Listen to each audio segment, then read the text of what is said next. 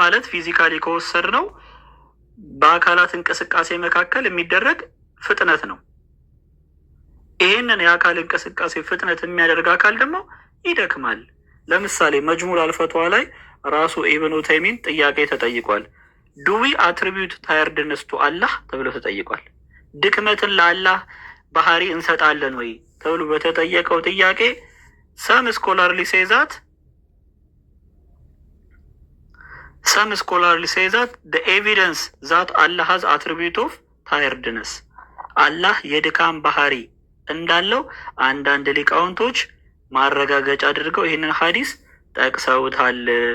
ምን የሚል ሐዲስ ነው? እናንተ ካልደከማችሁ እርሱ አይደክመውም የሚል ሐዲስ አለ በእስልምና። ይኸው 85ኛው ጥያቄ ነው ኢብኑ ተይሚን የተጠየቀው ጥያቄ ማለት ነው። እዚህ ላይ አላህ ይደክማል፣ ድክመቱ ይኸውላችሁ የአላህ ድካም ጉድለት የሌለበት መድከም ነው ብሎ ራሱ አስቀምጧል። የፍጡር ያልሆነ ድካም ማለት ነው። ድክመት በየትኛውም ሎጂክ የፍጹምነት መገለጫ ሊሆን አይችልም። ቃሉ በራሱ የጎዶሎነት። አላህ ደግሞ ይህን ድክመት ኤክሰርሳይዝ ያደርገዋል እለት እለት ማለት ነው። አይሮን ነው በአመት አንዴም ሊሆን ይችላል። ነገር ግን ምን አይተናል? አላህ ራሱ ደካምነት ባህሪ አለው። ቮሊዩም 1 ፔጅ 174 ላይ መጅሙዕ አልፈትዋ የኢብኑ ኡተይሚን መጽሐፍ ላይ ይሄንን ማየት እንችላለን። ኦኬ አላህ ይተኛል፣ ከደከመው ደግሞ ይተኛል። በስቴፕ ነው የመጣው። ጥሩ አመጣጥ ነው። ይኸውላችሁ አንድ እግሩን በሌላ እግሩ ላይ አጣምሮ አላህ ይተኛል። ማን ያለው? ይሄንን ነብዩ ነው ያሉት ራሳቸው መሐመድ። ይሄው ለምሳሌ በአልጠበራኒ መጽሐፍ ላይ በአቡ ያላ መጽሐፍ ላይ ማየት እንችላለን።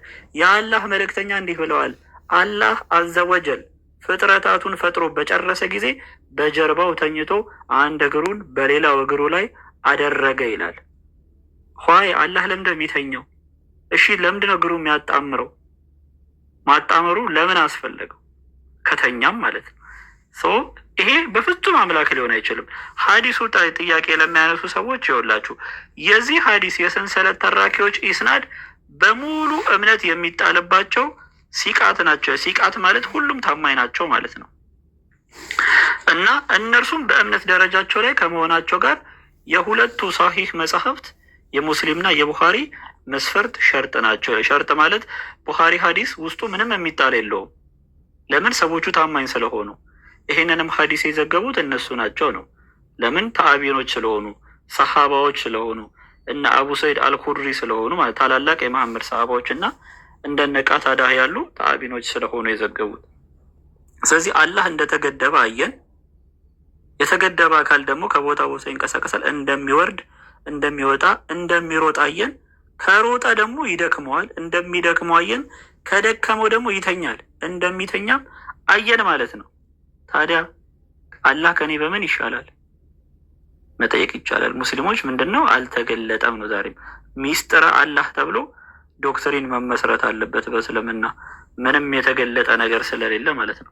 መጽሐፍቶቻቸው ግን በግልጽ ይሄንን ያስተምራሉ። ኦኬ እስኪ ቆስጣ ያለኝ ነገር ነበረ። የሙስሊሞች አምላክ በጣም እንደዚህ ከመሆኑ የተነሳ አራዚም ይባላል። ነገሮችን ተአዊል የሚያደርግ ማለት ነው። በሎጂክ የሚያምን ሜታፎሪክ ብሎ የሚቀበል እና ወሃብዮች ቁርአን ላይ የተቀበሉት አላህ ገበያ እንኳን ቢሸጥ ማንም ሊገዛው የማይፈልግ ባሪያ ነው ብሎ ይሄንን ያስቀምጣል። ምክንያቱም ሁለት ቀኝ እጅ ብለ አንድ ታፋ ብለ ፊቴል ወይ በደንብ ይህን ነገር ፎከስ እንድታደርግ ፈልጋለሁ። እንደምታውቀው ሁለት እስልምና እንዳለ በውይይቱ ላይ አሳይቶናል አይደል? ሁለት እስልምና እንዳለ እፎይም ደግሞ ገብቷል እያሉኝ ነው። ሰዓት ወሰርንበት መሰለኝ። የእፎይ መዝሙር ይምጣ። አንዱ ምንድን ነው የሚለው የእነዚህ አላህ ገበያ ላይ ቢወጣ አይሸጥም የሚለው ነው እያሳየን ያለው። ምክንያቱም ምን ጣዖት ነው ብሎ እየተናገረ ያለው